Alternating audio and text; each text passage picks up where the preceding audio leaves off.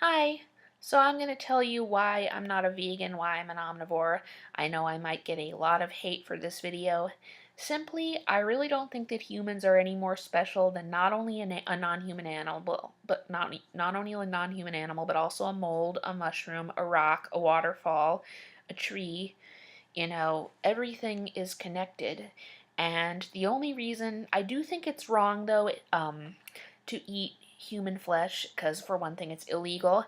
But the reason that I think it is wrong has to do with, the interspecies viewpoint that in some ways says that humans are special, but not in the ways that human-centered people say that they are.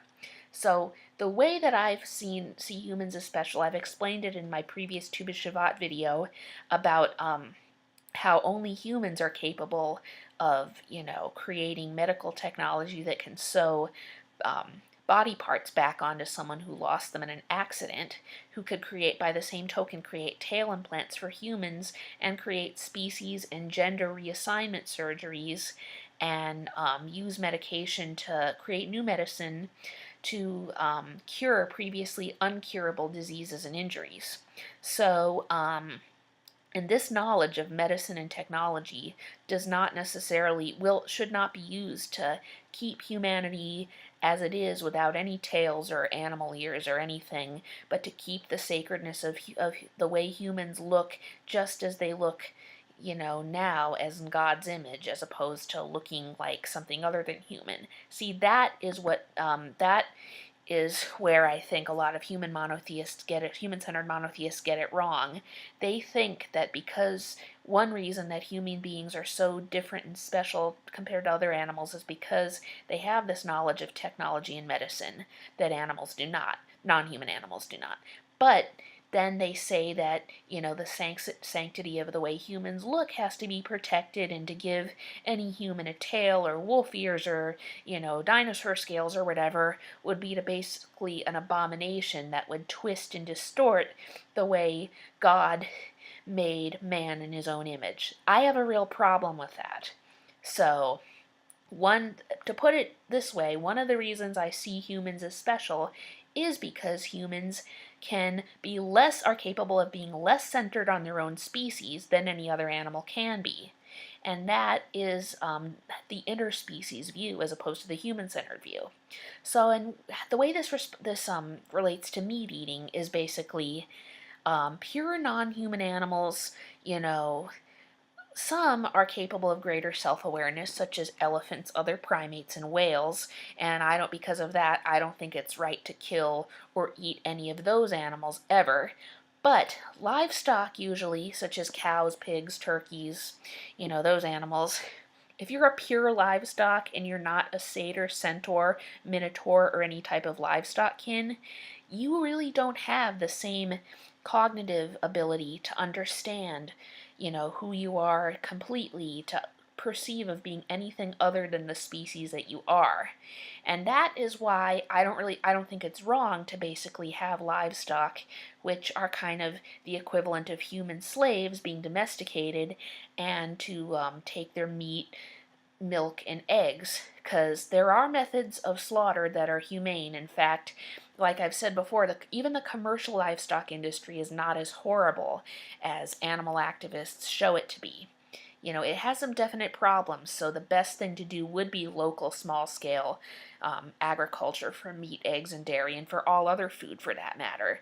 But not everything in the commercial livestock industry is that horrible, especially regarding slaughtering the animals. That has greatly improved. So, most cows, in the commercial meat industry have no idea that they're even going to be slaughtered. And so, if you're a satyr, though, like a goat-human hybrid, if you're another kin who identifies as a satyr, a centaur, a minotaur, or any kind of livestock, because you're also human, you have the cognitive ability to understand who you are, you have a greater understanding of yourself, and you are able to comprehend being a farm animal in addition to a human. So, it is not okay for anybody to kill you or make meat out of you, because that would be murder.